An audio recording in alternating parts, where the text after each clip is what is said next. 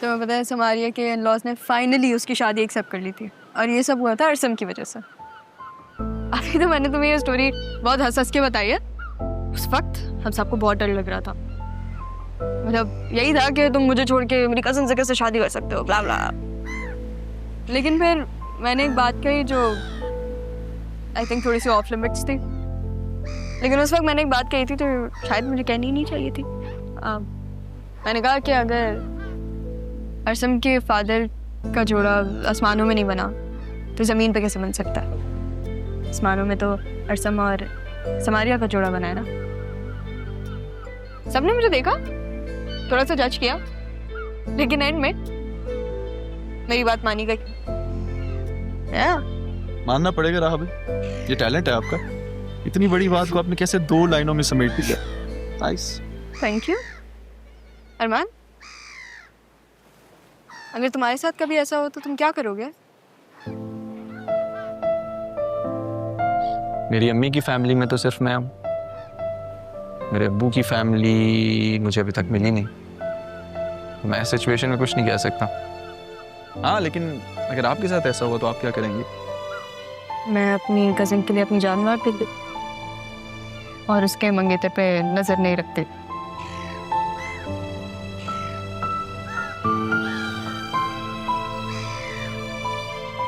रावी, मैं कल जा रहा हूँ। तो जा रहे हो? पता है, कभी कभी मेरा दिल चाहता है कि ये वक्त रुक जाए, ये लम्हे थम जाए। लेकिन यही तो अजीब बात है ना, नहीं वक्त रुकता है, नहीं लंबे थमते हैं।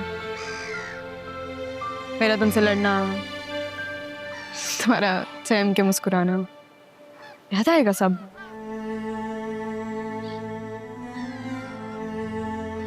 तुम्हारे बगैर रहने की आदत नहीं है तो पता नहीं कैसे रहूंगी। क्या आपको मेरी याद आई? और अगर यही सवाल मैं तुमसे पूछूं?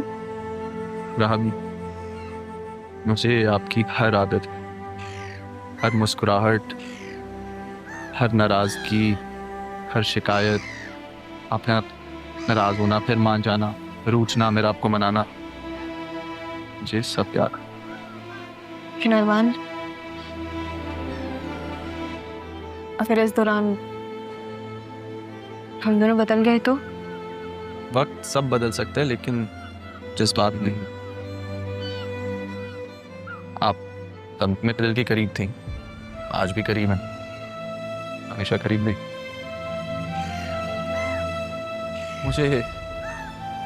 मुझे आज भी वो वक्त याद है जब सैफ साहब ने मेरे हाथों में एक नन्ही सी परी को थामा था और कहा था कि इसका तुमने ख्याल रख ले।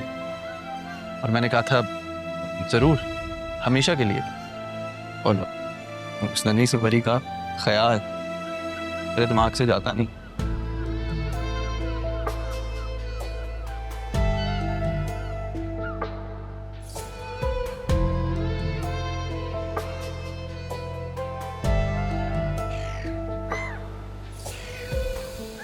हर पल शिकायतें, हर दिन गिला है, मेरी मोहब्बत का कैसा सिला है।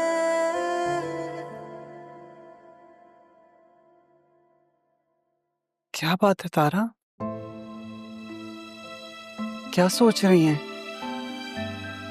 ज़ैनब, पापा चाहते हैं हम राहा को सब कुछ बता दें। मुझे नहीं लगता वो ये सब कुछ सह पाएगी। वो जितनी बहादुर सही, जितनी भी मजबूत देखने में लगे, लेकिन अंदर से वो एक मोम की गुड़िया है।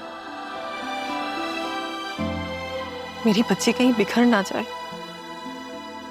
ये जो रिश्ते उसने अपने इर्द गिर्द हसार की तरह समझ रखे हैं, इस एक हरकत की वजह से कहीं उसका एतबार चूर चूर ना हो जाए। लेकिन तारा, बताना तो होगा ना। और हमारी राह बहुत समझदार है, समझ जाएगी। अगर बड़े साहब और अदील साहब मिलकर समझाएंगे ना तो वो वाकई समझ जाएगी। लेकिन अगर उसे कहीं बाहर से पता चला किसी और तरीके से तो शायद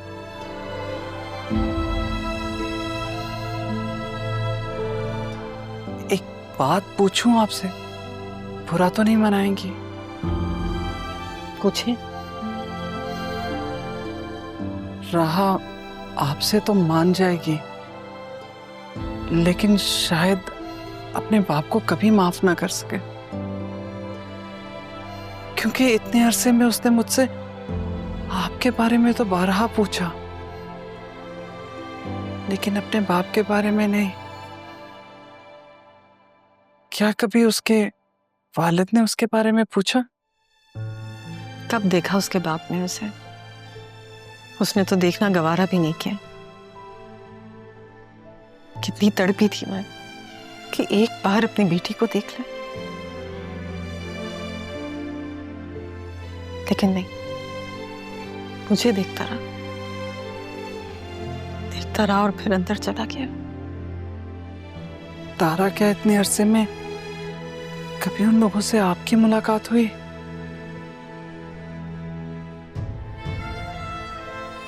अपनी माँ और अपनी बीवी के साथ पता नहीं कहाँ है वो। पता नहीं है भी या मुझे कुछ नहीं मालूम। अरमान के ददियाल वालों ने कभी राब्ता किया आपसे? नहीं तारा,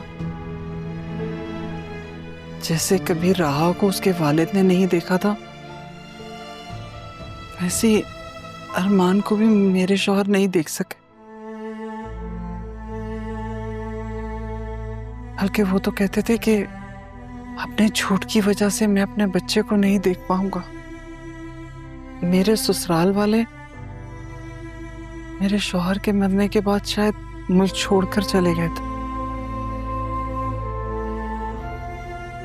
कभी कोई राब्ता ही नहीं हुआ और मैं आपकी पनाह में आ गई। बताया तो था मैंने आपको जब मैं अरमान को लेकर यहाँ आई थी। अगर उन लोगों ने आपको कभी तलाश किया होता तो क्या आप अरमान को उन्हें दे देती?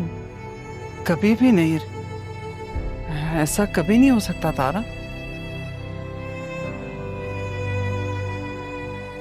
मेरे जीने का एक वाहिद वही तो सहारा है, उसे देख देख के तो जीती हूं मैं।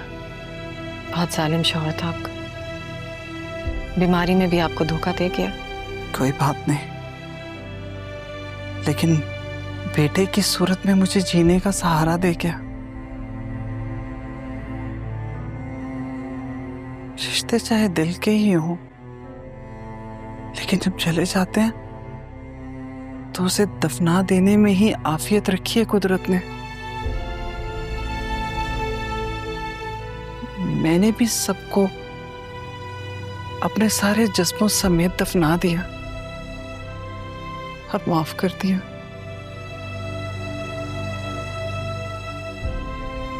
आपका बहुत ज़र्फ है ज़ैनब।